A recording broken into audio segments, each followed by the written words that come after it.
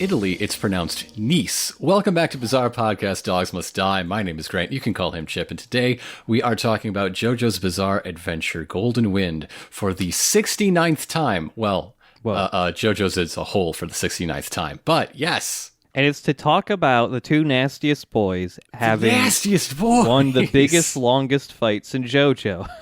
Yeah. I mean, yes, we are talking about Green Day and Oasis parts 1 through 3, or rather, 1.5 through 3.5 if you include last episode. But maybe I'll talk more about this later after everything's been laid out. But I do think that it carries. Like, the fight has enough twists and turns and moves from place to place that it doesn't feel like a 3-episode slog. It's just 3 individual fights that happen to be against the same guys. Yeah, pretty much. This doesn't really drag, thankfully. There's many JoJo tricks involved. But Episodio 30, Green Day and Oasis, Part 1. And we start off immediately with just a very brief recap, which is just, hey, last episode, Misa shot a boat and blew it up. So everyone could go upwards and not downwards. And Chocolata is making sure that, Seko got that on film so we can, make a sweet mixtape out of it. And then he congratulates Seko for being such a good videographer by petting him and calling him a good boy for a full 20 seconds. He just keeps giving him scritches. Yeah. Seko is... We didn't really describe what Seko looks like the previous episode, but... No, I mean, we never really find out, really, because Seko... and his stand are much like a White Album in that his stand is a bodysuit. You really just see his eyeballs poking through as he's entirely enveloped in his stand. And the suit is just kind of, it's almost normal. It could almost be normal. Imagine somebody put on a full head-to-toe bodysuit that is just kind of a light brownish color, but then it's got a whole lot of weird little orange. What if he took a really giant, thick orange shoelace and just sewed it in and out throughout his whole body? And then he's got a blue shoelace that's kind of halfway sewing up the slit where his eyes poke out, but only halfway. And that's kind of his whole thing. That's his whole entire self. And he's always hunched over like a little goblin man. He's getting pet like a dog. Chocolata throws out his Scooby snacks, and he collects them in a manner that defies Newtonian physics. He likes to eat sugar cubes. He gets given sugar cubes when he's a good boy, and Chocolata tosses 2 in the air, and Seko spits out a third one at them, which knocks the 2 in the air back to him. Yes. I gotta see a diagram on this. This makes no sense to me. It's only if only Araki made one of those in between chapter diagrams like he does every once in a while for certain things. Is there a ricochet off a wall I missed? Is there a big headwind? I don't know.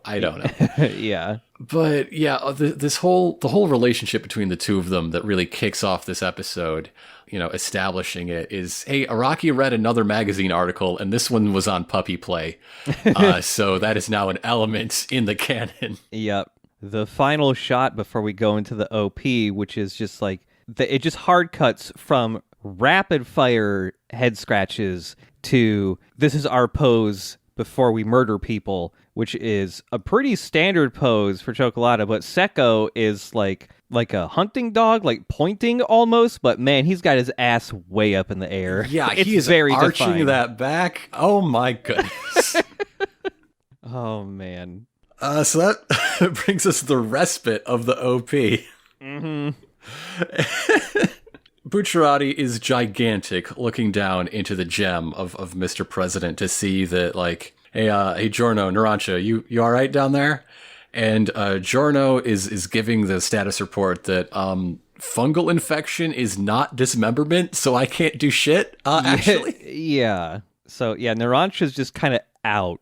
Like, he's still conscious, but he's just kind of there, staring at the ceiling. Trish is doing better. She just bandaged up her thigh that had mold spewing out of it.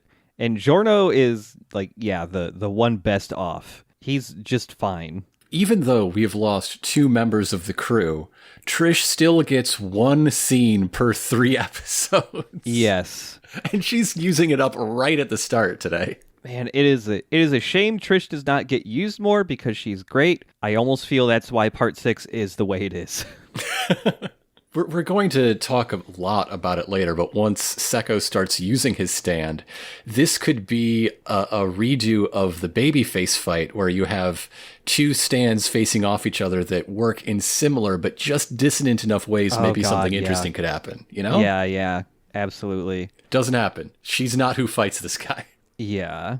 But Trish and Narancha are having a conversation there where Trish is basically going like, man, why is Bruno so cold and emotionless? And Narancha immediately goes in with, I don't know how girls feel, but did you want Bruno to ask you if you were okay? That's just how Bruno is. I'm going to go take a nap. And Trish is just like, well, he could stand to be nicer to us, though. Yeah. Yeah, he could also get a haircut, but like that's just who he is. He's not nice. He's not a nice man. He's a good man, not a nice man. He deeply cares, but only when his back is facing you so that he can do his man pain lip bites and stuff. So now that they have recovered from the initial mold strike, it's time to get their bearings, make a plan. And so they see that this village is on a mountainside. So there's always going to be a path higher available to them. This is the best spot to fight Chocolata. And also traffic is still going. So that means the mold hasn't spread very far beyond this square. And then they get jump scared because there's something going down the stairs, but it's actually, there's a dead guy on the stairs they're going up. When he died, was carrying a 6-pack of beer. And it's just one of the beer cans falling down because his fingers are snapping off. Yeah. So after the shock of that, it's just, whew, okay, cool. It's just trash. Mista is ordered to just like hurry up and steal a car. But Bruno keeps noticing can after can slip, and what really catches his eye, or rather his ear, is that there isn't a sound of the can bouncing on the ground. Yeah. He hears it rattle step by step on the way down, but that final step, the actual ground, there's no noise. What is happening to these cans? Like the instant he checks on that and realizes there's something up, he just tells Mista, or rather he looks back at Mista and sees he's basically in the same like position on the stairs, and he's like, what the fuck are you doing? I told you to get a car really fast. And Mista starts booking it up the stairs. He's like, I'm really trying to go up these stairs, and he's not going up the stairs. After a beat, the entire staircase just starts sinking into the ground. And it mulches up one of these moldy corpses. Yeah.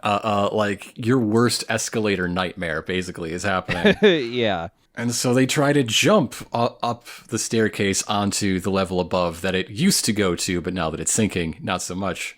But the ground gets soft beneath their feet, and it eats Mista's gun. Yes, his gun is just gone. Mista tries to reach for the gun, moving downward to do so. So his hand gets all molded up. Yeah, the stairs have sunk deep enough that there's like no way to easily get up to the next level now, because now they just have like a wall in front of them. So this is what Seko can do. Seko can make solid objects soft. Not soft and rubbery and bouncy like Spice Girl, but soft and like just melty and permeable, and he can swim through the ground. Yeah. For other people, it's essentially like the ground becomes quicksand for them. But for him, it's just a big Olympic-sized pool where he is the apex predator. Yeah. Bruno starts to sink into the ground. Yeah, like quicksand. He's like waist deep or chest deep in the ground, and he's trying to like punch it with Zipper Man to unzip himself and jump out. And the punches are just like hitting the ground and like reverberating through it and not working. And he makes a note to himself like, okay, this is all like, I'm sinking into this like it's quicksand, but when I touch it, it's still hard like concrete is. Mm-hmm, mm-hmm. Sex Pistols retrieve the lost gun, thankfully. So Mista can shoot down a road sign and use it as a climbing rope. Yeah. While Bruno is just impressed by like the cohesion of these two as a pair, like if one of them can dissolve the ground, then you're always going to go lower, and the kills you if you go lower guy, then he's got you. And he's like, wow, nice, cool teamwork. And Mista replies, oh yeah, well, why don't they just get married already? And I would say, you still cannot have gay marriage in Italy. That's why. It's illegal. Yeah. However, civil union protections were passed in 2016. Okay. So we are set in 2001, so that is also irrelevant. Mm-hmm. And so, yeah, they're both latching on to the stop sign Mista shot so they can get up. When they're both, like, pulling themselves up, you can see that Chocolata is further in the distance, just watching, waiting to see if they pop up. And then, even though Seko is, swimming underground with his stand powers, he's still got his video camera with him. So there's a bit here where, like, just his hand with the video camera pops out of a hole in the ground to videotape them. He's got a job to do. It feels very Looney Tunes. He wants his dang sugar cubes. Both Mista and Bruno look down to spot Seko very briefly, and instead of him just ducking back underground, he gets out of the ground and just leaps straight into the wall and just, phases into it and starts swimming there, which is now causing the new ground that they are on to sink and envelop both of them. So Mista has a plan. Mista's plan is to just sit still and get attacked.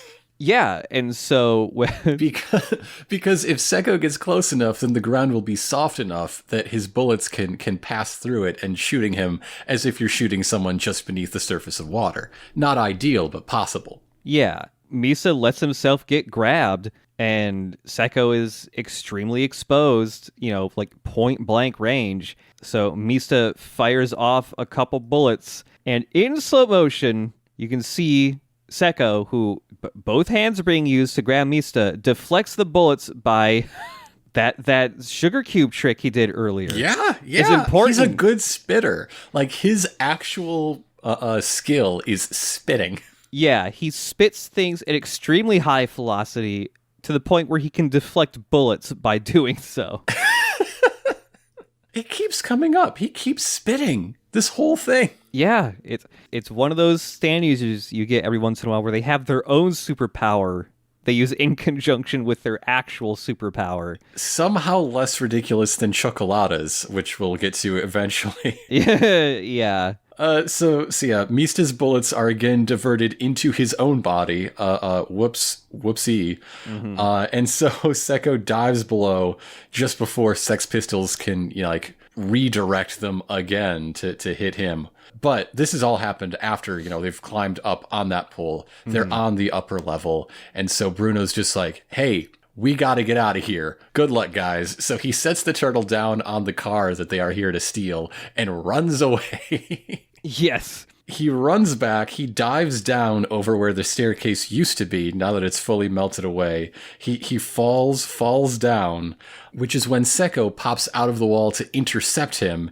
And Bruno is ready with a mid-air, free fall punch rush. And he gets him. He fucking gets a whole lot of punches in, partially unzips his face. The whole Ari Arrivederci bit goes, and that he just rocks his block, basically. Yeah. But it's not enough to kill Seko, and Seko's able to escape by basically having a chunk of concrete fly out of the side of the wall that's got rebar in it, which is enough time for him to run away back into the wall as Bruno has to take time to punch the rebar away. So that's the midpoint of the episode. We get a title card for Green Day. And so let's talk a bit about Seko. We talked about his look what look there is. We're really just seeing his as yet unnamed stand. Yeah. But like we said last week, his name is short for Prosecco, but just Secco alone means dry, dry land. His English voice played Biscuit in Gundam Iron-Blooded Orphans and the Bow Hero in Rising of the Shield Hero. He also wrestles under the name Sassy Assassin. Ooh. Yeah. All right. What if that's the whole reason they cast him? While Sekko's Japanese voice, his big debut role was Jaded Yuki, the protagonist of Yu-Gi-Oh! GX. Oh, man. Jaded Yuki. He also voices Apollo Justice and Urianger in Final Fantasy XIV. Urianger. Okay. Oh, man. He also dubbed the lead role in Ready Player One. Okay. I want to hear the Japanese dub of Ready Player One. So we cut back to Sekko himself in his burrow, and this is the first time he talks with words. He's mostly just been like grunting and panting and being a very good little dog. Mm-hmm. And Sekko hates that he's been punched. Most folks do, I find. Yeah. So he's just like sitting there freaking out that his face is bleeding. First, he's just like wiping the blood away, but then he goes like, "My face!" And his extremely long, gigantic tongue comes out of his mouth and start licking the blood off the side of his face. And he's checking his own face out, or rather, he's recording what has happened to him, filming his face, pulling out a flashlight to show the damage. He's got a cell phone to talk to Chocolata. And so he calls him up. He calls him up in the middle of this fight to be like, "Hey, how about that other weirdo lone assassin, Notorious B.I.G., is that what it was called? Let's talk about that for a while." The point that this conversation eventually reached is him double checking with his partner, who, you know, he spends every single moment with. They go on all their missions together, just to be clear that he cannot grow mold on dead things like rocks or like the owner of Notorious B.I.G. That's the route we took? Okay, cool. Yeah. And Chocolata's just like, I don't know. I absolutely decay living people, but I don't know about dead shit. Meanwhile, everyone has escaped. Like, everyone is in the car, some of which are in the turtle in the car, but they're all together driving up this mountain road and going inland toward Rome. Yeah. And so, they're just spotting that car way off in the distance. Sekko's going like, this is kind of weird, but Bucciarati, I got him in the face, and like, he was jumping down to get me, and mold didn't grow on him. What's up with that, bro? And meanwhile, in the car, Giorno has similar questions, and Bruno is not answering. He says nothing. He is stone-faced behind the wheel. He doesn't respond to Giorno also asking about the big chunk missing from his wrist. Yeah, it's a big chunk missing from his wrist. It doesn't affect him or anything. So Giorno eventually just like reaches out and touches his neck from his seat in the back seat, just to be like, okay, I gotta check on you, bro. And much to his shock, and also devastating to anybody who wants canon compliant ship fix set between San Giorgio Island and now, Giorno realizes that he's cold to the touch and there is like no life in him. Yeah. Yeah. For the first time. Again, it really erases a long bit of their relationship. So yeah, Giorno's just thinking back, like, I really thought it was just my imagination back then when I saw, you know, Bruno like get injured and not react or bleed, but this is for real. And you get a pretty decent close-up shot of that missing chunk of Bruno's wrist, and you can see the bones. It's fucked up underneath his skin. It's real grody. I don't like it. But all of Giorno's pestering is just like, okay, all right. It has worn Bruno down, and he just admits, I haven't had my sense of touch for quite a while now. Yeah. And he even says, like, I don't think I have much time left. Like as this goes on and on, they're getting closer and closer to saying it, and the conversation just ends with Bruno admitting, quote, "Death has me now." Mm-hmm. But meanwhile, we've had like cutaway shots showing them approaching Stazione Aurelia. This is a rail station on the west side of Rome, so we're being geographically consistent here. Okay. It also means they've been driving about half an hour. They didn't really say which coastal village in alongside a mountain this was, but basically Giorno is not willing to accept that, obviously. But there's no time to argue because a whole lot of dead bodies start falling out of a helicopter. Yeah, they're just airdropping moldy chunks of corpses from this helicopter to further spread mold where they are. Civilians are starting to mold up and die. Like this road they're on, is like kind of on a hill. It's a very steady, like slight incline upwards, and all these people are like running down the street and just falling to pieces. Mm-hmm. Bruno is freaked out because it's like, there's a fuckload of people here. A lot of people are about to die. Maybe even the boss himself if he's here. So we got to get out of this situation, especially once the car starts rolling over as they swerve. Yeah. So Bruno unzips the roof of the car and grabs everybody, and also plants a zipper on the barrier wall on the side of the highway to be an anchor and hold on to. As they all stand up, dust themselves off, it is time for Giorno to drop a new stand theory. Yeah. His belief is that since stands are a manifestation of unconscious selves, sure, okay, those that exhibit restraint do so because, like, their user has an unconscious resistance to just sheer and abject mayhem. But Chocolata, on the other hand, has no such resistance. He's the nastiest boy. He's the nastiest boy to ever live. So therefore, his mold is incredibly infectious. Yeah. He sums this up with a metaphor of, this guy doesn't have a break. There are no limits to his evil. Yeah. And people are just melting apart in gruesome ways. There are bones sticking out of places bones shouldn't be visible, anywhere really, if you think about it.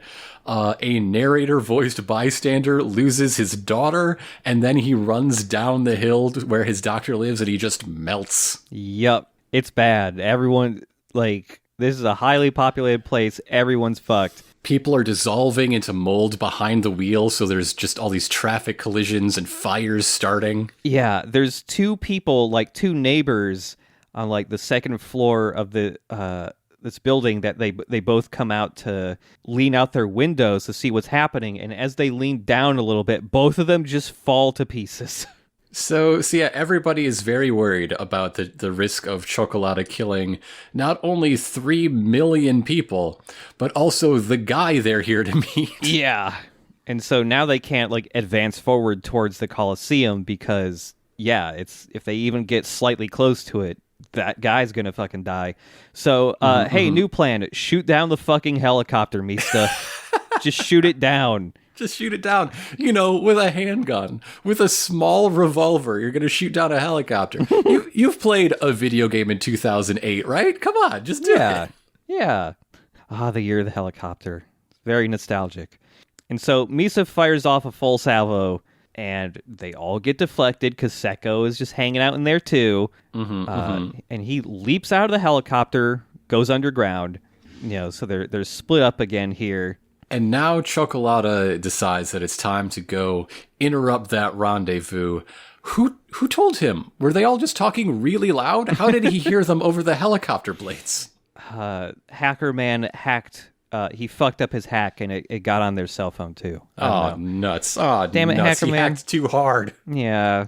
So Giorno is like, hey, buddy, Mista, I'm so sorry, but you know what? you just got to try again. So he grabs Mista's hand and they aim together cooperatively to fire another 6 rounds, even though Mista's like, this will not work. Mm-hmm. Trust me, I know what bullets do. And as they just curve away into the roof of this very tall building, this particular tower in Rome, he's like, dude, I told you that would happen. Why were you being so weird? But of course, the bullets become seeds. Yes. And just a big grasping tree locks the helicopter in place. While meanwhile, Sekko is like a Bugs Bunny burrowing toward them. You can see the ground deforming as he swims closer and closer. Yeah. So it's time to split up the gang. And here is a very significant moment where now, for the first time, it's Giorno just calling the plays and dividing the group and just giving orders to Bruno. And he accepts. This is the moment. This is the moment everyone's been waiting for since... I don't know who's the first to have this thought about like Giorno as the real leader. Was it the White Album fight or earlier? I think it was first like actually stated in White Album, but there were definitely plenty of thoughts earlier of Narancia. I cannot remember now. But anyway, now is the time, especially because he knows his friend has been dead for a couple days. Yeah. So, Episodio 31, Green Day and Oasis, Part 2. Start with a recap of everything from the getaway drive to present and the OP. And back in new stuff, Sekko cannot trash talk. Yeah, it's bad.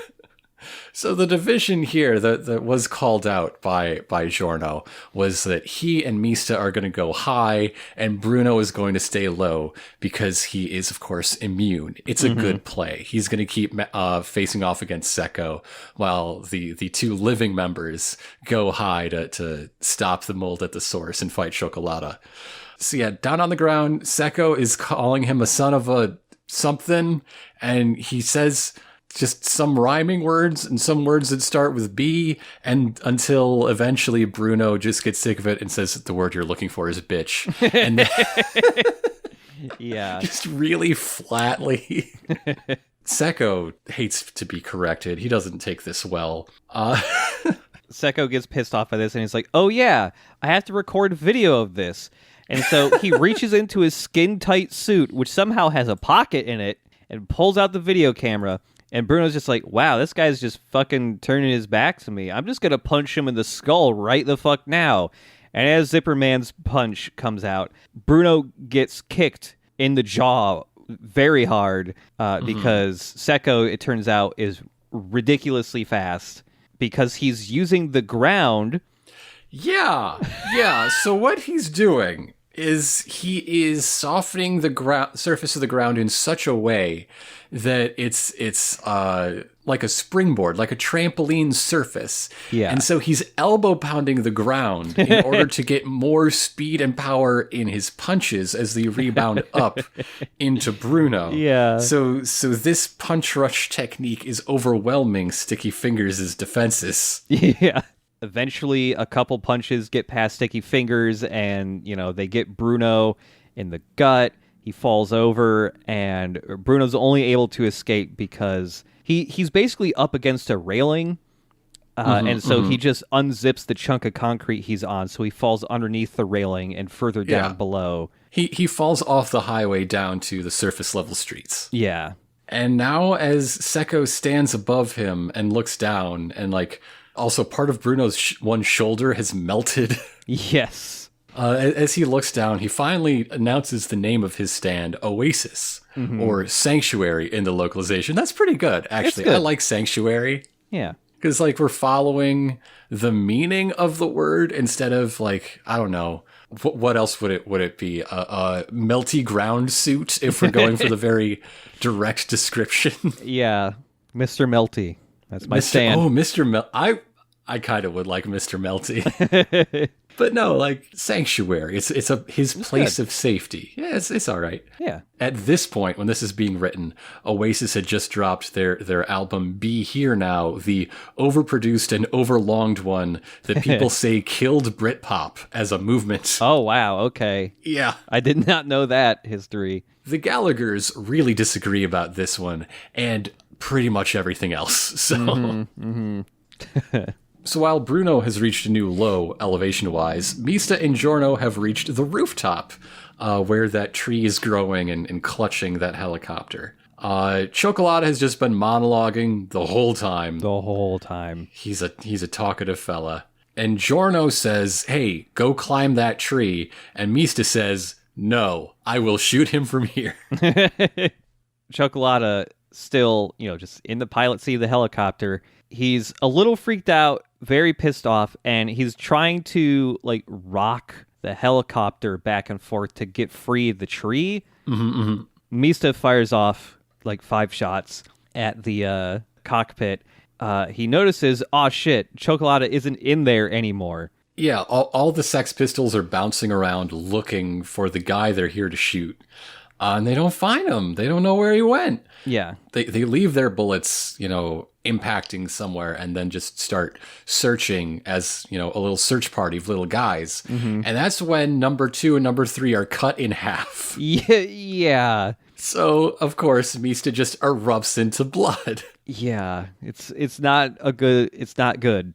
So the next scene is Sex Pistol number 1 as, the protagonist in a little inch-high horror movie. Yes. Wandering around, and everywhere it goes, it sees another one of its, compatriots, just a gory, bloody mess as something is destroying them. Yeah. And so Mista just collapses to the ground as he erupts into blood, and the only Sex Pistol that is out here now is number 5. He nearly passes out from, stand damage, yeah. And Giorno sees through Chocolata's plan is to keep a few remaining ones alive as hostages. Yes, which is Stand hostages. Yeah, which is now causing Mista, he can no longer recall his stand because they're held hostage. And Giorno also, because the stand cannot be recalled, Giorno can't really heal Mista. So he's telling number 5, stay put, don't go in the helicopter. If you go in there and something happens to you, Mista's just fucking dead. So he gives Mista the turtle, the guy who is 5/6 dead right now, as he rushes ahead. But Mista's like, hey, you scrawny little nerd number 5. I know you get picked on a lot, but now's your time to shine. You have to go be Giorno's backup. Go with him. And he hands number 5 a single bullet, which is, the size of him. Just to carry. Yep. I love that a stand gets a tiny little character arc. Yes. So as Giorno approaches the helicopter, he touches the fuselage to do his life sense. And he's like, okay, there is a living person somewhere in here. So let me just give this a good solid gold experience punch to supercharge this tree to grip it stronger and be a harder tree. There we go. That's good. Yeah. The tree grows more and pierces all the way through the helicopter. So there's no way for it to fly away now. As he climbs up onto the nose of the helicopter, he looks in and sees there's a syringe and a bottle of medicine and a scalpel with blood on it and a whole bag of doctor's tools. So there's just some medical ephemera on the inside, but it's also a vantage point to look down at the streets below where there is fire and chaos nearly reaching the Colosseum by now. The city is all fucked up. Yeah. And that's when Giorno looks back into the cockpit to see Sex Pistols number 1 covered in blood with chunks of him missing, and he's just barely reaching a hand out to say the true form of this man.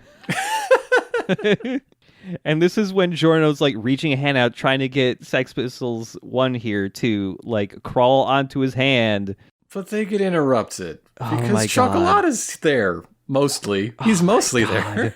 This is so absurd. Number 5 rushes out to go no, don't do that. And this is when Chocolata reaches out from behind a chair to karate chop Giorno. Yes. Giorno punches Chocolata before he can do that. We see Chocolata is missing an arm, and his wound is completely covered in green mold. Although a good part of his humerus, his arm bone is poking out of that. Yeah. He also has no hips, and below are also missing. He's a torso, an arm, and a head right now. In fact, not even the complete torso, because his spine is wiggling out the bottom of him. Yeah. The most flexible spine I've ever seen. This is absurd. And it's like, Giorno punched Chocolata in the rib, and Chocolata's in a lot of pain, and so he escapes by taking a scalpel and rapidly chopping a chunk of his torso to the point where it fully severs off, and he skitters away with this spine dangling about. He just monkey bars around in here, and just to look at this guy, this severely dismembered man who, I mean, for one, he's surprisingly limber, but you would think that Giorno has already won this fight. Yes, yeah. This man is in 8 pieces. As he skitters away, which is very fluidly animated to make him, way more freaky, and he, hides behind a box in the very back of the helicopter, Giorno gets punched by Chocolata's severed arm. Yeah, he gets a punch in the gut. It's like digging into his gut. Somehow. Yeah. That's just a thing we like to do in this fight. It's going to happen a lot. Yeah. Chocolata is narrating about his incredible medical skills that allow him to do such a thing. He's such a brilliant surgeon, and also just the mold sealing up his wounds so that this is possible for him to do to himself, including the quote, "I know exactly which veins I have to seal to stop hemorrhaging. And I am not a brilliant doctor, but I'm just going to go out on a limb and say all of them." I think the answer is all of them.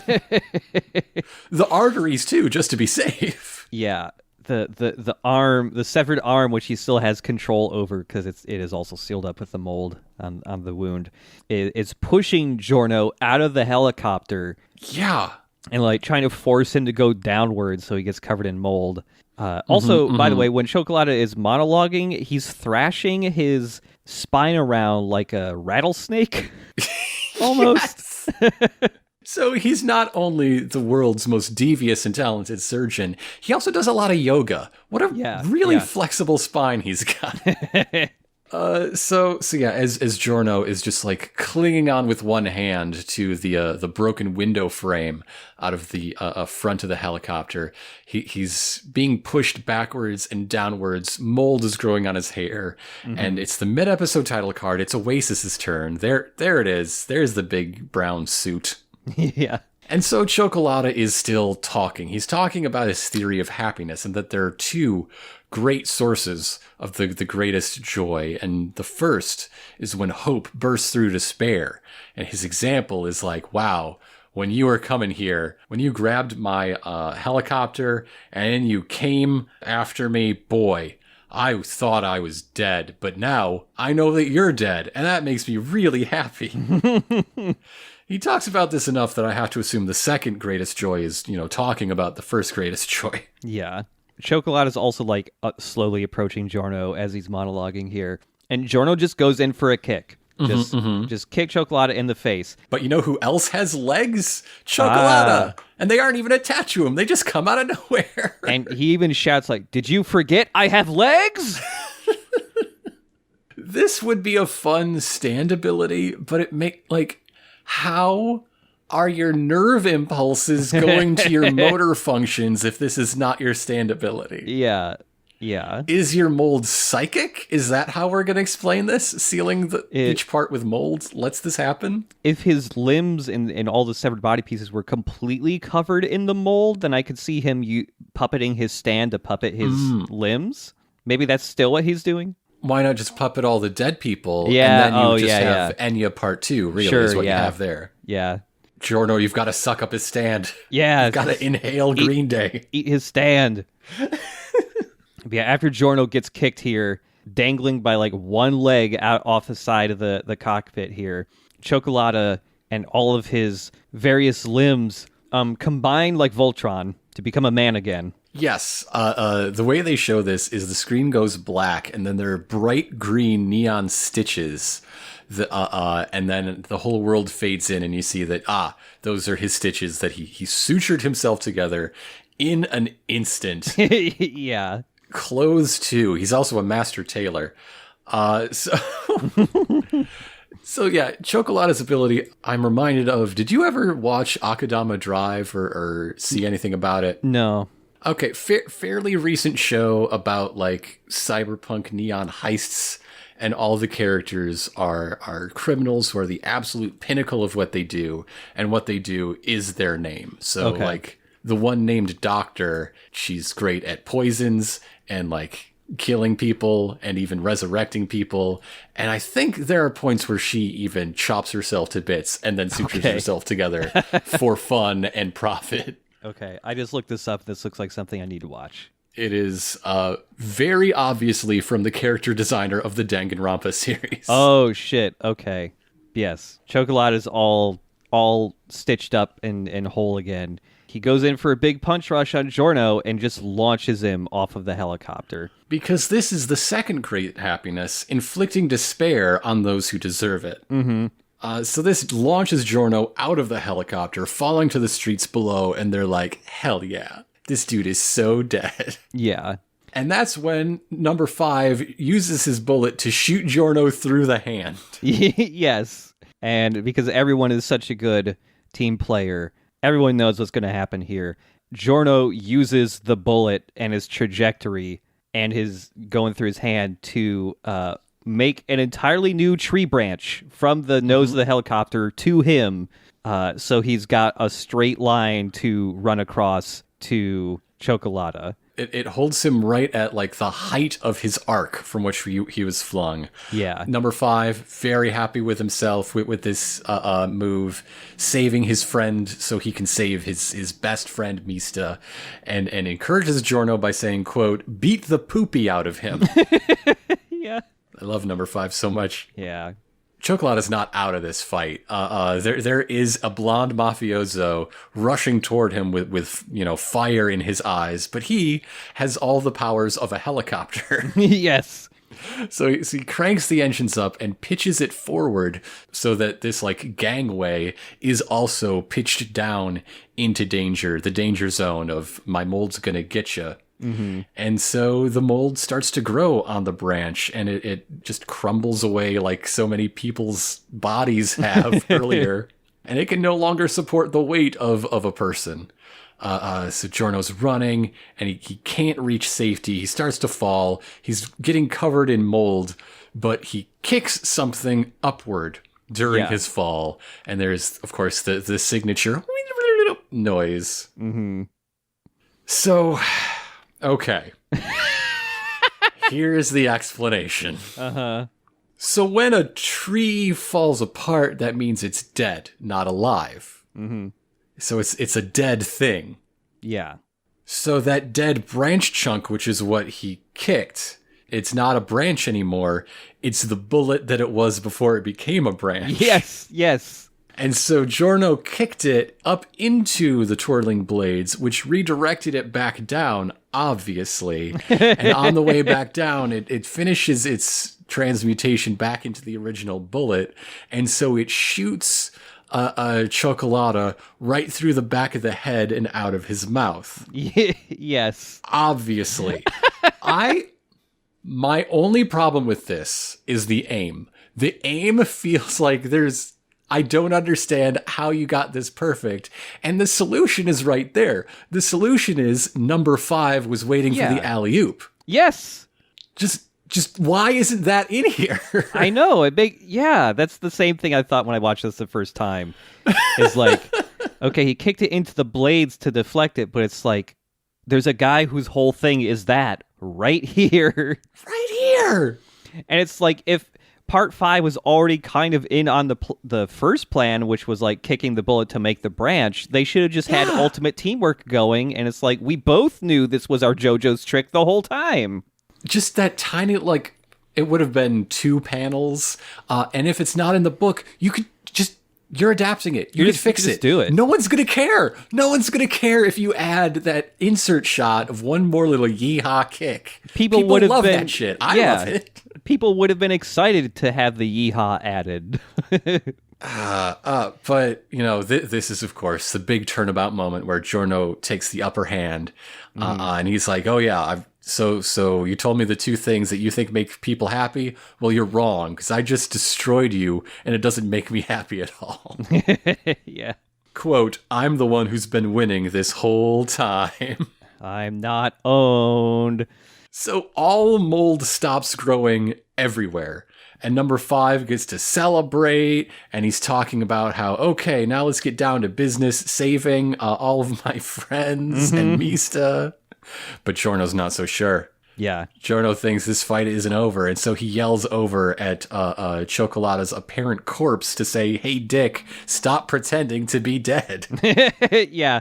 Like, he's just, he looks like a lifeless body just strewn over the tree grown out of the side of the building, and, like, his tongue is hanging out. Like, like, mega dead. And, yeah, Giorno's just saying, fucking, come on, dude. It's fucking done. Just let me kill you. I have a lot of boo-boos right now. He gives a full rundown of his internal injuries with incredible specificity, and we get like X-ray spotlight bits on each individual one he names to show that he's entirely correct. Yeah, he's got a hole in his right lung. His subclavian vein is severed. 4 ribs are broken. His right humerus, his right hand is shattered. So yeah, he's just giving him an ultimatum that's just like, hey, I'm coming over to finish you off. Just be cool. If you try to run, and I know you're going to try to run, you're going to do blah, blah, blah, I will have you and I will end you. If you just give up and we both walk our separate ways, it's fine. Yeah. Cioccolata is still, like, dead, and so Giorno can't do anything else but, hop up to the next level to reach him. The instant he does that, Cioccolata comes to life. He's like, you're so dumb! This wasn't the trap you described me doing. I have a different trap. I'm not escaping. My other severed arm is wrapped around Mista's throat, and it's choking the remaining life out of him. Ha-ha! Yeah. The instant Cioccolata's like, aha, I've got you. Fucking take this. Mista's gonna die.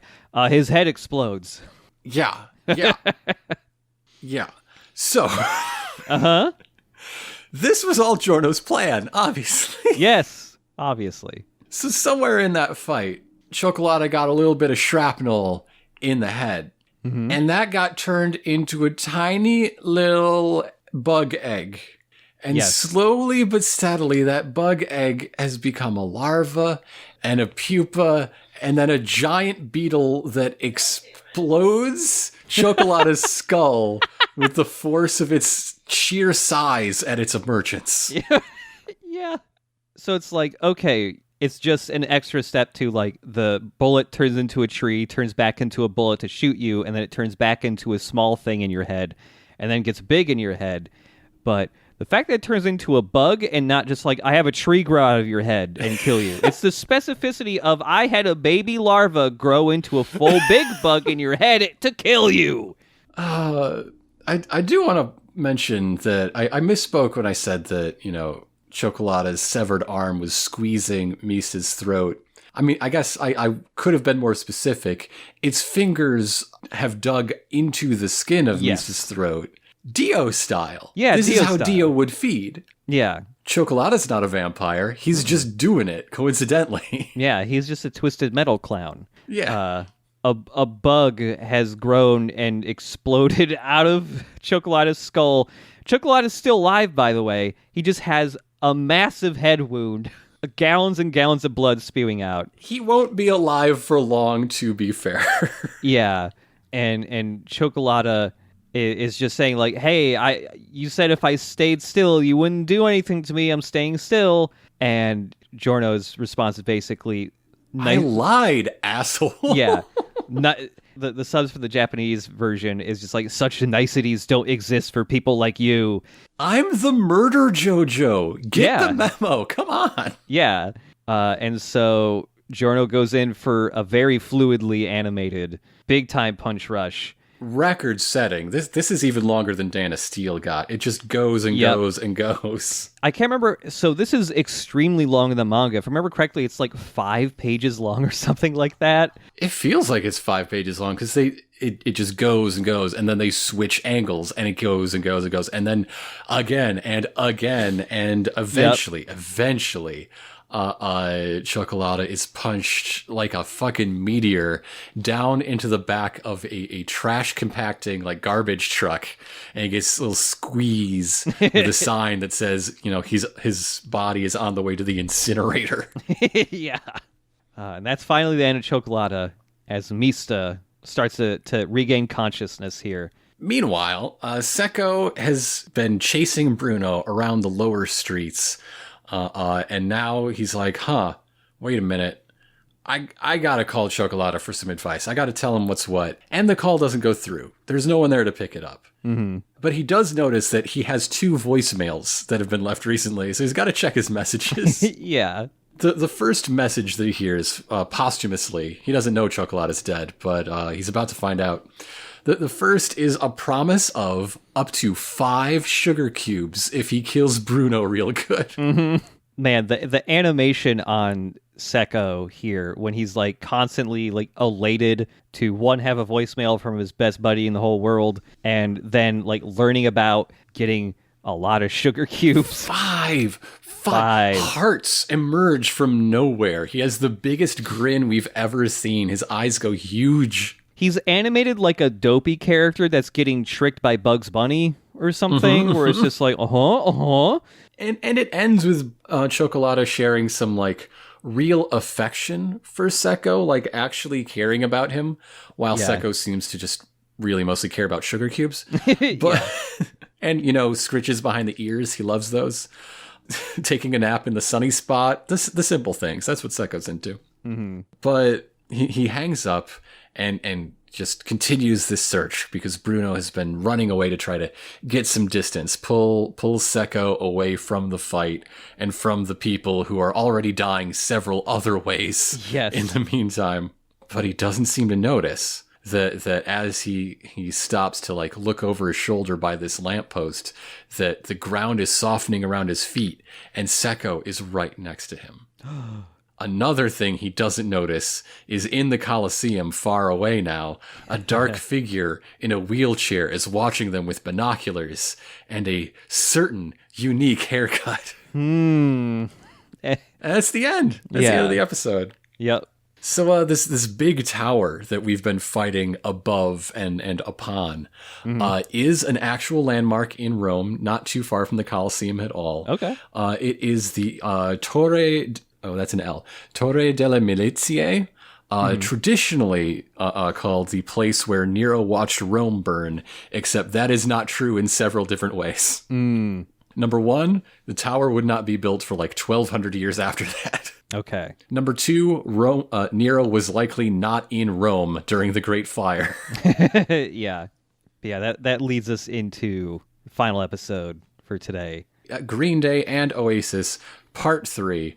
We just have a recap to start of all of Bruno's B plot in the last episode, squaring it off against Seko, running away, Seko just popping up 4 feet to his left unnoticed.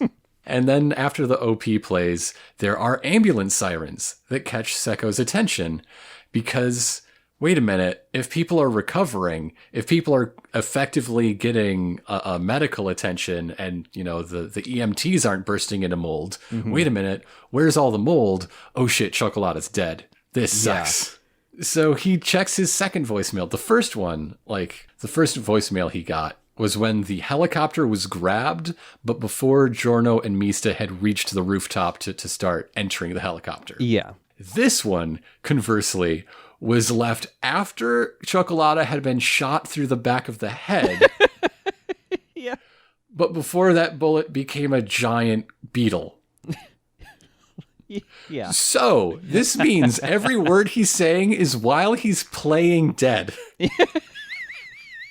Yeah, no wonder Giorno saw through it. What were you thinking? Just text. Yeah. Oh my god. So yeah, it's he learns in this message that, Chocolate is dead. And so his arm just limply falls to his side, just breathing heavily. And after like a beat of seeming like, he's devastated that Chocolate is dead, he just goes like, fucking Chocolate, do you think I'd be sad that you died? You fucking lost, dumbass. Well, yeah, because Chocolate had, we hadn't really talked about it, but he has this monologue with, again, very generic anime villain ideology of like, there's the strong and the weak, and the strong must rule, and we demonstrate that we deserve to rule by killing a lot of random people for no good reason. Yeah. And in this moment, Seko shows himself to be a real true believer in that, because if Chocolate has died, therefore he is weak, therefore I don't have to care about him or listen to him or anything. Yep. And so he immediately like melts the video camera, because that's not his thing. That was Chocolate's thing. This voicemail did also have some very important like plot driving information, which is Chocolate had been overhearing these people keep talking about the Colosseum and why they're going there. Yeah. So now Seko knows that there's a very important informant there with information that could help kill the boss. So like, hey Seko, when we kill these guys, let's go get that and then we'll be the bosses. And Seko's like, well, now it falls to me. And that still seems like a pretty good idea. Yeah. I'm going to go find this mystery man. Yep. Some of Chocolate's last words also is calling Sex Pistols, quote, the Beanie Boys babbling bullets.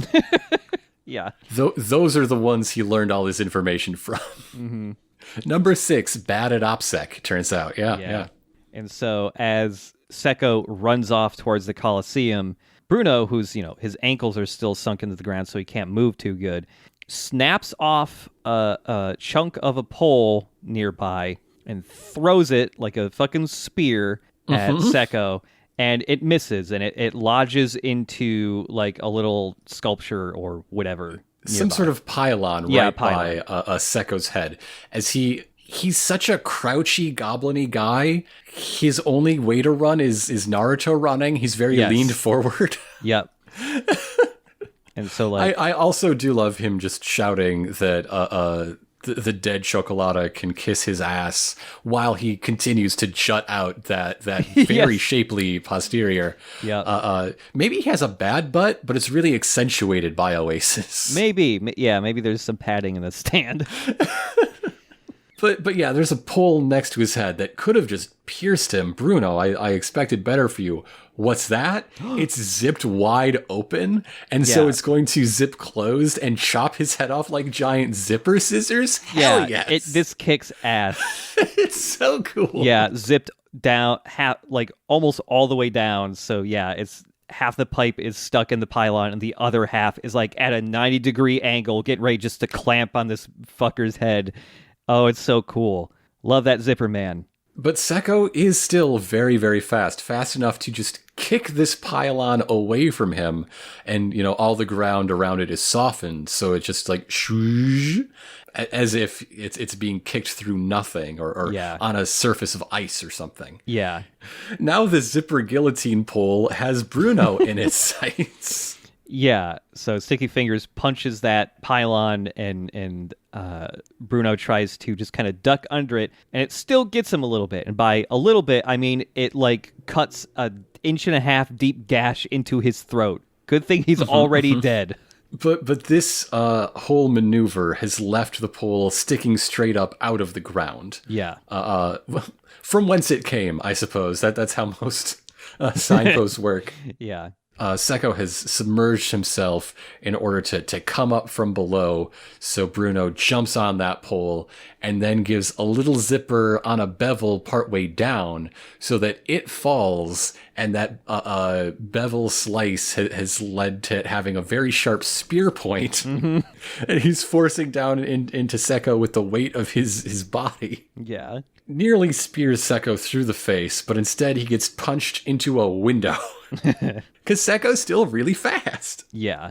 Oh, by the way, right before all of this happens, there's a bit, I forget how it's localized, but at least the subtitles, we come back to the whole thing from the previous episode where Seko didn't know the word bitch. And so he says to Bruno, like, okay, Mr. Smarty Pants, here's a fucking language lesson.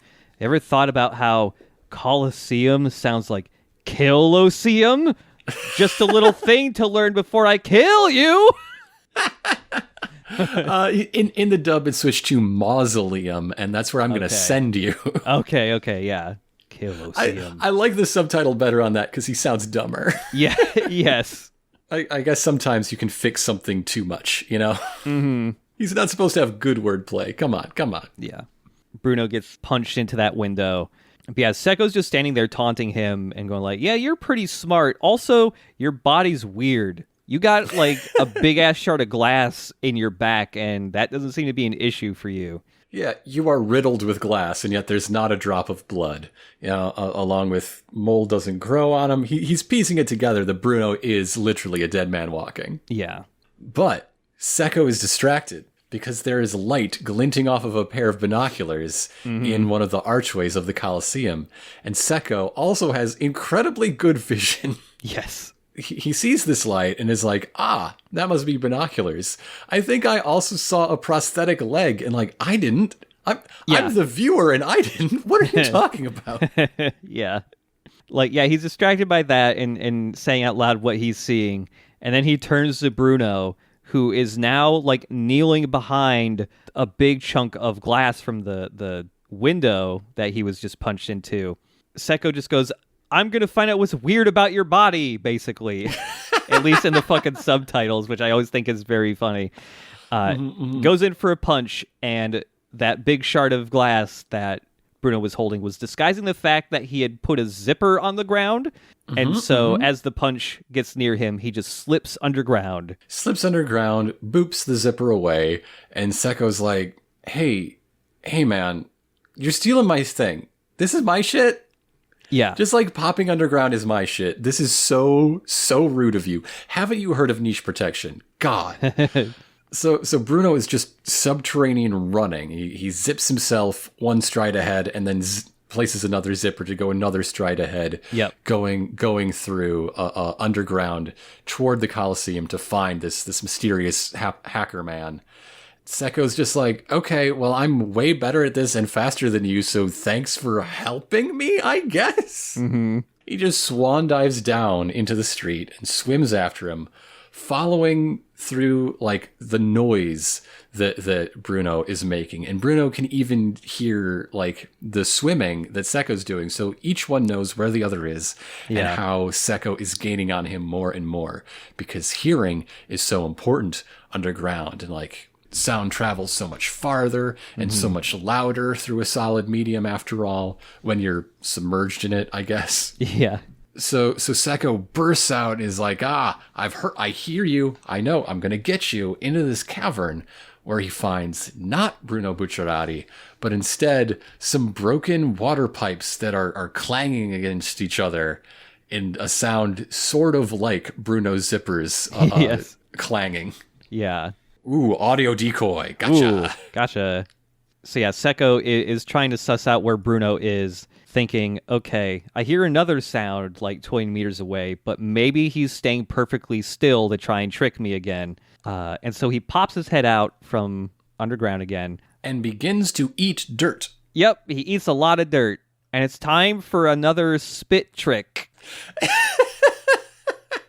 So he just snarfs up all the dirt he can fit in his mouth and spits it straight up in the air. And so the play here is that when he eats whatever he eats, it's subject to the powers of Oasis. It becomes very soft, very malleable, practically liquid around him. But as he spits it far enough away, it hardens back.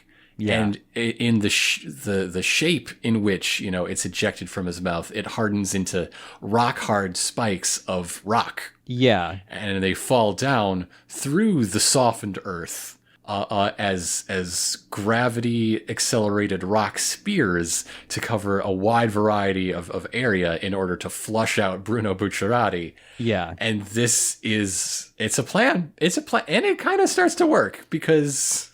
Yeah, you just get a shot of a close-up of Bruno underground going like, this is a different sound than him swimming. What is this sound? And then close up, you just see a big-ass rock spike clean stab all the way through his fucking throat. And then he just gets stabbed over and over and over and over again. And all he can do is just sort of stifle his cries of pain so he doesn't give away where he is through that sound. But by the third salvo raining down over him, he can't keep hiding. He's got to go. Yep. So we cut to this informant. Yes. Oh my God. Sitting alone and thinking to himself, if the bad guys get to me first, I will destroy this arrow and all of the wisdom it holds, because that is how powerful it is. I can only give it to these good-hearted renegade mafiosi. Yeah. And so he finally wheels himself into the light, and it is, after 13 years and a whole lot of hard times that I'm sure we'll be learning about in the future, Jean-Pierre Polnareff. Yay! Polnareff's back. And he's kind of fucked up looking now. He has two prosthetic legs with workings that are reminiscent of Silver Chariot. Yep. In like their design language. Yep. He has a nasty scar over one of his eyes that is also under an eye patch. Not effective eye patch. It is transparent pink with like a scallop shape. Yes, I love this weird eye patch. The whole time Polnareff is monologuing here about the power of the arrow. And 12 years ago after the battle in Egypt, I obtained this arrow and the fear it induces. It's not until he turns towards the camera right here that they finally remove the shadow from his face. And yes, see his Polnareff, and it introduces him with a name and title card and everything, and his age. He's 36 now. He's even older than Chocolata. Huh. Yeah. That brings us to our mid-episode title card of the Colosseum, and also a little insert picture of the Capitoline wolf, the statue of the wolf, like nursing Romulus and Remus. Mm-hmm. But yeah, Polnareff is finding it ironic that these boys who joined the mafia as outcast to society are now trying to destroy the mafia for the benefit of society. And dude, that's not what they're doing. They are here to stop selling drugs to kids primarily, and some various points of personal vengeance second. Yeah. Polnareff is looking at the profiles, the photos of everyone on his laptop. And the main person he's looking to meet up with is Bruno. He views Bruno as the one who needs to retrieve this arrow and obtain its power. We also get more look at his outfit here. His little pauldrons, which are fun. Yeah. Little golden pauldrons. Over a sleeveless t-shirt or that has a lace up front. Or at least it has laces on its front. I don't think they do anything. I think they're decorative laces, yeah. Red laces. And yeah, the last thing we hear about Polnareff here is that he's devoted, ever since the end of Stardust Crusaders, he has devoted his life to protecting this specific arrow.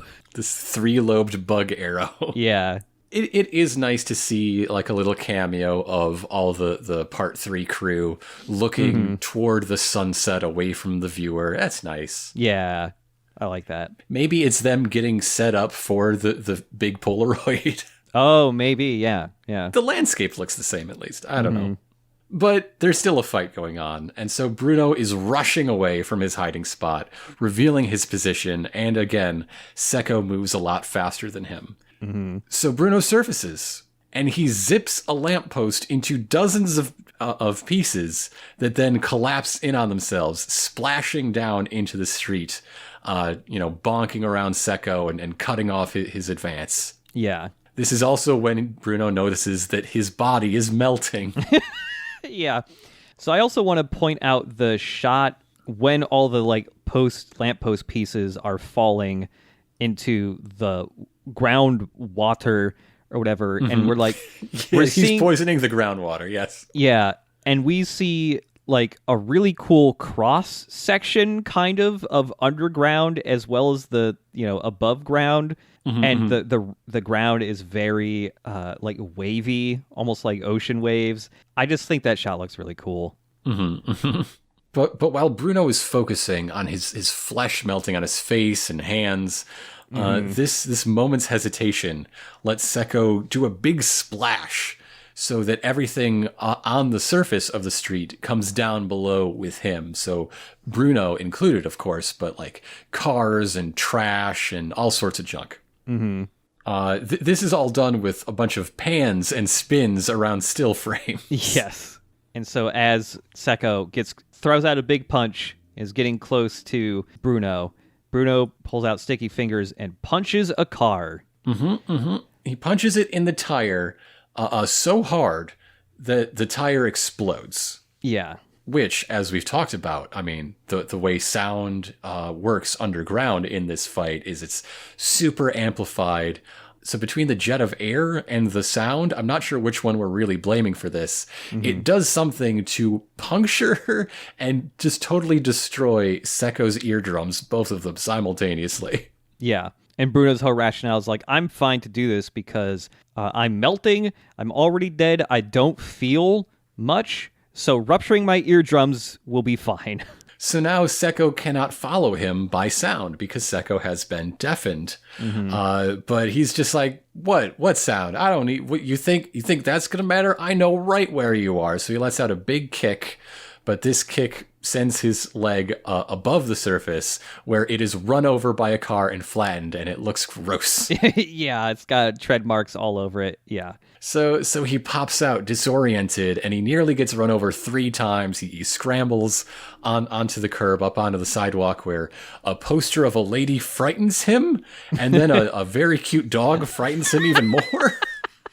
The dog's face is so funny. Yeah. So then a zipper appears in the surface of the street, and Bruno lifts himself out up onto his elbows like Dracula rising from his coffin. Yeah. And explains why bursting Seko's eardrums was so key to his plan and ensures his victory. And Seko interrupts to say something like, I bet you're talking about how hurting my eardrums made me deaf, and that's wrong. I love that this is done in such a way that it's obvious that he can't hear even while he's protesting that he can, and that's not important even while demonstrating that it is. It's really good. It's really good. And so Seko just, is freaking out as Bruno gets closer and closer. He decides he has to take a hostage. So he looks behind him where there are some people, and he grabs the first person he sees. It's the perfect hostage. You want to grab someone who no one could possibly risk any harm to. The brightest, most beautiful boy in all of Italy. It's Doppio. Vinegar Doppio is the hostage. Yep. Wearing a hat. Wearing a very long hat. Very long brimmed hat, yeah. And so Doppio drops his over-the-shoulder bag, which is full of phones. There's at least 2 phones in this bag. Yeah. It's a one-on-one, hostage holding showdown.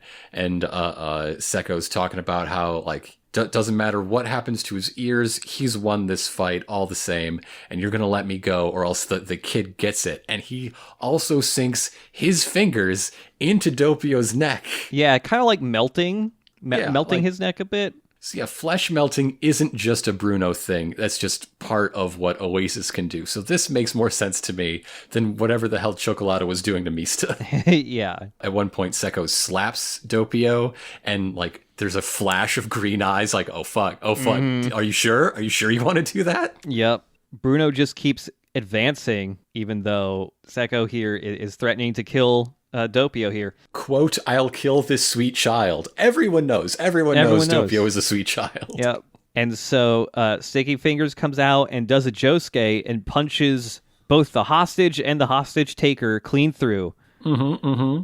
Of course, making a zipper on Doppio, so he just harmlessly passes through him to punch Seko. But he doesn't just punch through Seko, he also puts a zipper on him. A zipper that, when zipped closed, fuses his wrist to his chest. So, he cannot strike, or I guess he can only left-handed strike. So he's lost his ears, he's lost his dominant hand. Things aren't looking good for him. Mm-hmm. So he clumsily stumbles around and just trips into the back of the same garbage truck. Yeah. He has an off-screen line. I mean, of course it's off-screen. He's fallen inside a truck to just say, oh, hey, Chocolata. What are you doing here? Yeah. And that's the end of the fight. It's a very serious fight with a comedy ending. Yeah, yeah. Just walking right into the same fucking truck is great. So this episode really leaves us not with, the mission to enter the Colosseum, but with Doppio and his confusion at what the fuck happened in Rome before he got here. Yeah, yeah. I was supposed to kill the nasty boys of Passione, but, they're dead. But the crew is split up. They don't split up. They're supposed to hang together. What happened? Who's where? What do I do now? Yeah. And Bruno he's very close to just actually dying because he can't get up on his legs. He's trembling. He can barely crawl. His vision is starting to fade. Like there's a bunch of bits of skin just falling off of his hand, and you can see the bone. And what is Doppio doing behind him? Bum, bum, bum. Yeah, we just end with the cliffhanger of maybe Doppio's about to karate chop Bruno in half and kill him. I mean, what else can he do? See his future for 5 seconds? That's not going to help. Yep. Probably. I don't know. And so that is the end of today's 3 episodes. It is a 3-episode fight, but it's really, the first episode is about escaping the two of these guys and their synergy. Yeah. The second one is just fighting the one, and the third one is fighting the other. Yeah. And they're all pretty different fights, so. How do you feel about Polnareff coming back? Of all the characters to become a super hacker. Yeah. Yeah, give it to the guy who I'm pretty sure couldn't read 13 years ago. Now he's What I'm really sad about is I think it means he gave up on his dream to become a cartoonist. Yeah. He decided it was too late in life or something, and he didn't want to do the self-promo grind. Whatever it was, he just went and got his IT certs, and now he's still saving the world. So I'm proud of him for that, for sure. But I just wish he was doing it as a cartoonist, Yeah, it's really funny watching the English dub, because when watching this show when it was coming out weekly, with only the Japanese dub available, it was a lot harder to tell that the voice was Polnareff, because I just didn't recognize Polnareff's Japanese voice nearly as well as I do the English one. So it's a little bit more like, oh shit, it's Polnareff. Whereas in this one, it's after you hear a couple lines when he's just talking over the laptop, it's is this Polnareff? That's Polnareff. You think he went into this because it's a kind of work he can do while on the toilet? That does seem like it would be pretty... That's pretty attractive for him. That's what happened. Somebody told him you can't bring your animation desk in there. And he's like, fine, I quit. Yeah. We'll just hack instead. Jeez. Curious about what happened with all of his grievous bodily injuries. I'm sure that's what the next episode is going to be about. But, honestly, I thought at some point we'd get more than a face reveal in this fight. So maybe we're just going to keep teasing that and keep putting it off. But, they're at the Colosseum, though. It's got to be now, right? Right, yeah. But yeah, it's kind of interesting to have Part 5 be this very, basically separate from the rest of JoJo lore and all of that. It's a completely detached adventure from the rest of the Joestars and all this, aside from the Dio connection, which isn't, a big thing aside in from the story. Dio connection, aside from Koichi checking up on the Dio connection, aside from Polnareff showing up, aside from more history about these arrows that were so important to Part 4. How many times can you say "but" before you have to reconsider the premise? You get 2/3 of the way through, and then it's just oh, okay. All that means is Joseph isn't in it. Yeah. That's what's divided from the rest means. Yeah. I'm happy to see Polnareff, though. I love Polnareff. It's funny to see Polnareff be a serious guy now. Very mission-driven. Yeah. He had his moments, but they were moments, Yeah. Being a master hacker and all that, he must have gotten an education from the Speedwagon Foundation. Well, then why doesn't the Speedwagon Foundation know more about the arrows? Yeah. As of 2 years ago, right? Yeah, that's true. Jotaro just found out 2 years ago that there's more than one arrow. Yeah. He suspected, but it was just confirmed when his friend had one for 12 years. Polnareff, you really got to stay in touch with your friends. I know you went back to France, but you at least got to call them up every once in a while. But again, that's just more like it's the writing in the moment and for the moment. You know? Yeah. It doesn't really matter. The biggest example I think is always going to be, when did Heaven's Door first show up in in Rohan's life? Yeah. Was it as a teenager, or was it when he moved back to Morio? Yeah. We're doing 3 episodes next week, right? Correct. Next week we are back with episodes 33 through 35. That's His Name is Diavolo. Yes, I know. Polnareff told me. And The Requiem Quietly Plays, parts 1 and 2. Mm-hmm.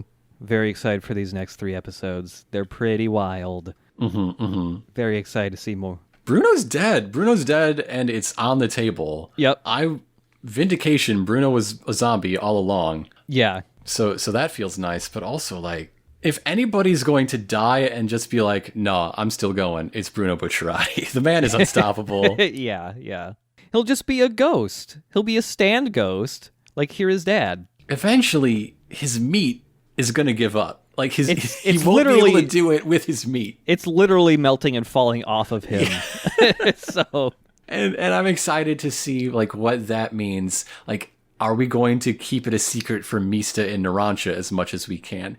Is he going to face up to the fact that, like, hey, maybe in these final moments, I should be nice as well as good. Maybe that's a good thing to do as I say farewell to my friends on this final mission. Mm-hmm. I want these questions to be posed, and I'm curious about the answers. Yeah, when I was watching this my first time, I also very quickly came to the, oh shit, is he just a zombie now thing? Because, like, they give you a good amount of clues, like, right away that he might be undead. But it is a really fun question to have with Giorno's powers of, like, what happens when you try to recreate a living thing when, like, right as it's died, basically. Like, are you, like, is it even the same Bruno, or did you just accidentally make a thing walking around thinking that it is Bruno? Well, it's doing a real good job of it. It's doing a great job if it is, yeah. But I also appreciate how the two fights in this fight really are very different kinds of fights, because, like, upstairs, it's stand power reversals. If you do this, then I do this. This is how we interact. And you have fallen into my trap all along. But down on the ground level and below, the Secco Bruno fight, it's just Bruno doing very smart things as direct attacks. Yeah. Here are all of the ways I can use zippers to hurt you. Yeah. And meanwhile, Secco, like, okay, here's all the ways I can make liquid ground hurt you. Yeah. In response. One of my favorite Zipper Man moves is that pole that becomes zippers that are going to slice your head off. That is so cool. Bruno's use of his abilities is almost Jackie Chan-like to me. Yes. And, like, here's all of the things I can do with this stick. And then it breaks. Oh, now there's new things I can do with a broken stick. Yeah. Yeah, Zipper Man is, as far as I've gotten into JoJo, which is only like a third through part 6, I think Zipper Man is one of the best stands just for the amount of creative things he can do with it. Like, there's a new thing every fight with Bruno. Yeah. And it doesn't sell Zipper Man as an unstoppable force. It just sells Bruno as being very, very smart, being very clever and creative. Yeah. And it's different from, like, the creativity you see, especially with Giorno. Tree into bullet into tree into bullet into bug into... Yeah. That shit. Where it's just like, how could anyone think of this on the fucking fly? Whereas, like, you can feasibly see someone who's really good with their zipper power being able to do some really crazy shit on the fly. Yeah, like I need heavy chunks to rain down from above. I got that. I can do that. Yeah, it's a little more logical. Like, you can follow the actual thought process behind those. And that's why Bruno's the best. Bruno's the best. Bruno's the best because he continues to be the Terminator, and like his body falling apart, but him still like following his mission regardless is just making that clearer. Yeah, Bruno's the Terminator. That's it. That's it. He even did the Terminator walk at Secco at the end of the fight. Yes. But yeah, with the next 3 episodes, we're like really in the thick of it, like in the final bits. Very excited for these next 3 and for the rest, honestly. There's some really crazy stuff. So, And again, those 3 episodes are 33, His Name is Diavolo, 34, The Requiem Quietly Plays Part 1, and 35, The Requiem Quietly Plays Part 2. Mm-hmm. Thank you all for joining us. And if you enjoyed this show, why don't you tell somebody about it? Please tell your friends. Just share it places. We're talking about JoJo, and JoJo's a fun thing to talk about. We're having a good time, and I would invite anybody to come have a good time with us. Love to see it. Mm-hmm. Love to hear from people, and whenever I offhandedly mention a thought or an idea and someone's like, oh yeah, somebody did fan art of that 3 years ago, here it is. Yeah, it makes my day. I love that kind of thing. Yeah, it's I'm just glad other people have been thinking about it the way we've been thinking about it sometimes. Yeah. And so when people on that wavelength find us, or, complimentary ones, or ones that are totally orthogonal, but in a way where, we can have a fun discussion about those differences, all those groups, I love it when they find us. It's great. Yeah. And also leave a review if you can. Please, please, please. Love those reviews. I've been asking people to do it on one show or another for years now. And lately I've just been like, you know what? Fine. No, I think by now, every show that I really love and appreciate is a 5-star review from me somewhere in their Apple Podcast records. So yeah, it's not hard. It's kind of fun. You get to make jokes. Yep. And I love to see them because, again, it's another way to interact, to have feedback, to have something of a community here. And it's something that I really appreciate about this show that we make. Yeah. But yeah, thanks for listening. And until next week, see you later. To be continued.